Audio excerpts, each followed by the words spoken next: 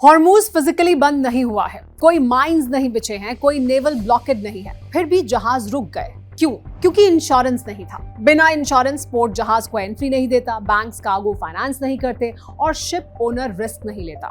इसीलिए ईरान की धमकी के फौरन बाद शिपिंग ट्रैफिक लगभग 80% गिर गया हॉर्मूज स्ट्रेट में। हॉर्मूज क्राइसिस ने यह दिखाया कि दुनिया का ऑयल ट्रेड मिसाइल से नहीं बल्कि इंश्योरेंस कॉन्ट्रैक्ट से भी रुक सकता है। दुनिया की तेल सप्लाई को रोकने के लिए ईरान को क्यों कोई नेवल ब्लॉकेड करने या किसी तेल टैंकर पर हमला करने की जरूरत नहीं पड़ी? क्यों पूरा हॉर्मूज स्ट्रेट सिर्फ धमकी से ही खाली हो गया? क्यों ट्रंप को सामने आने पड़ा ये भरोसा दिलाने के लिए कि वो देंगे जहाजों को इंश्योरेंस और हिफाजत भी करेंगे, लेकिन उसके बावजूद जहाज चलने शुरू नहीं हुए हैं? तो आइए जानते हैं कि इसकी बड़ी वजह क्या है, ऐसे हालात क्यों बने हैं। यूनाइटेड स्टेट्स और इजराइल ने ईरान के खिलाफ कोऑर्डिनेटेड स्ट्राइक्स किए, युद्ध जारी है। तेहरान ने इसके बाद ऐलान किया कि स्ट्रेट ऑफ हॉर्मूज से वो किसी जहाज को गुजरने नहीं देंगे सिवाय उनके दोस्त देशों के, जिसमें उन्होंने सिर्फ चाइनीज जहाजों को इसकी इजाजत दी। दुनिया की इकोनॉमी 3 चीजों पर चलती है: एनर्जी यानी ऑयल और गैस, शिपिंग रूट्स और फाइनेंशियल ट्रस्ट यानी इंश्योरेंस और बैंकिंग। इन तीनों के मिलने से ही ग्लोबल ट्रेड चलता है और इन तीनों का सबसे बड़ा चोक पॉइंट है स्ट्रेट ऑफ हॉर्मूज। ये एक बहुत संकरा समुद्री रास्ता है जहां से दुनिया का लगभग 20% तेल और बहुत बड़ी मात्रा में एलएनजी गुजरती है। इसीलिए अगर ये रास्ता बंद होता है तो पूरी दुनिया की एनर्जी सप्लाई पर इसका असर पड़ता है। हॉर्मूज को बंद करने के लिए माइंस या मिसाइल की जरूरत नहीं पड़ी, सिर्फ इंश्योरेंस सिस्टम के हिल जाने से ही शिपिंग लगभग रुक गई। ऐसा कैसे हुआ, जानिए।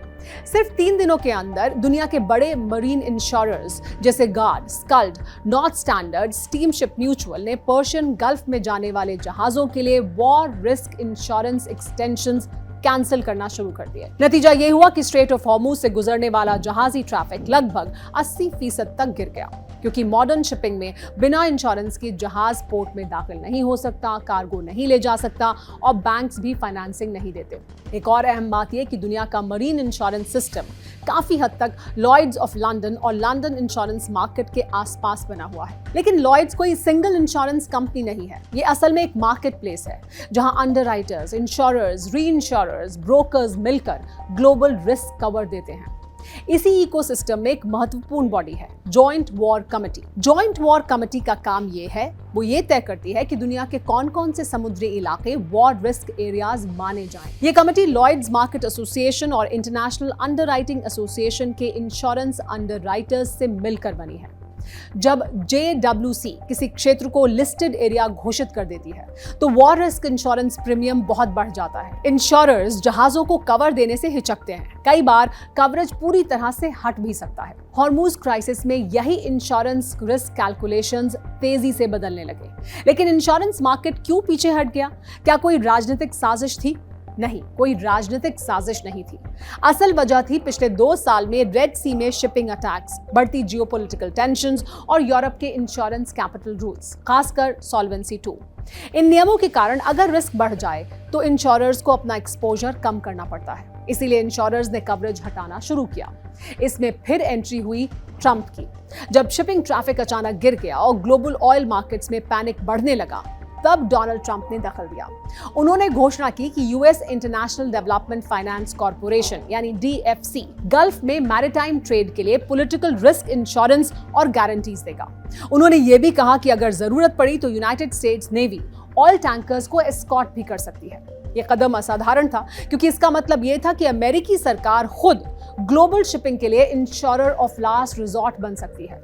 लेकिन मुश्किल पूरी तरह हल नहीं हुई। DFC का मैक्सिमम रिस्क एक्सपोजर लगभग $205 बिलियन है, जबकि एनालिस्ट के अनुसार पर्शियन गल्फ में ऑपरेटिंग शिप्स का कुल इंश्योरेंस एक्सपोजर लगभग $352 बिलियन तक हो सकता है। इसका मतलब यह है कि अगर बड़े स्तर पर नुकसान होता है तो अमेरिकी कांग्रेस को अतिरिक्त फंडिंग देनी पड़ सकती है।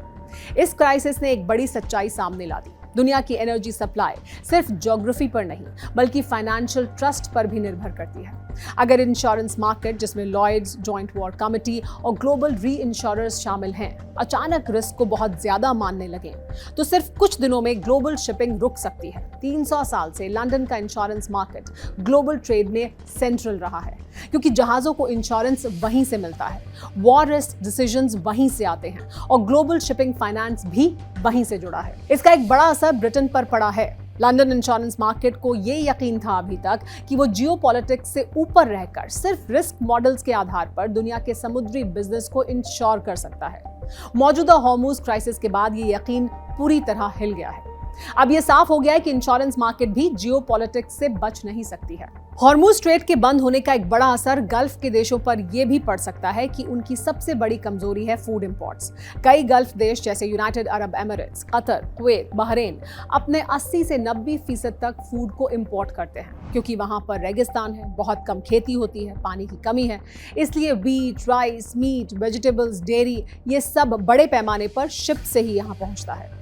अगर हॉर्मुज में जहाजों की आवाजाही रुकती है तो फूड शिपमेंट्स डिले हो सकते हैं, सप्लाई चेन धीमी हो सकती है, सुपरमार्केट में दाम बढ़ने शुरू हो जाएंगे। फ्यूल और इंडस्ट्रियल सप्लाईज पर भी इसका असर पड़ता है। ये देश ऑयल प्रोड्यूसर्स हैं, लेकिन उन्हें भी कई चीजें इंपोर्ट करनी पड़ती हैं, जैसे machinery, spare parts, chemical, construction materials, medicine. अगर शिप्स नहीं आते तो फैक्ट्रीज में काम धीमा हो जाएगा, कंस्ट्रक्शन प्रोजेक्ट्स रुक सकते हैं, मेडिकल सप्लाईज भी प्रभावित हो सकती हैं। एलएनजी और इलेक्ट्रिसिटी पर इसका असर पड़ सकता है, क्योंकि कतर दुनिया का सबसे बड़ा एलएनजी एक्सपोर्टर है, लेकिन गल्फ रीजन के एनर्जी नेटवर्क्स भी इंटरकनेक्टेड हैं। अगर शिपिंग डिस्टरप्ट होती है तो एलएनजी कॉन्ट्रैक्ट्स डिले हो सकते हैं। रीजनल एनर्जी मार्केट्स में वॉलेटिलिटी बढ़ सकती है। ऑयल एक्सपोर्ट रुकने से गवर्नमेंट रेवेन्यू गिर सकता है। कई गल्फ इकोनॉमीज बहुत ज्यादा डिपेंडेंट है ऑयल रेवेन्यू पर। अगर टैंकर्स हॉर्मुज से बाहर नहीं जा पाते तो एक्सपोर्ट्स गिरेंगे, सरकार की आमदनी कम होगी, फिस्कल प्रेशर बढ़ता जाएगा।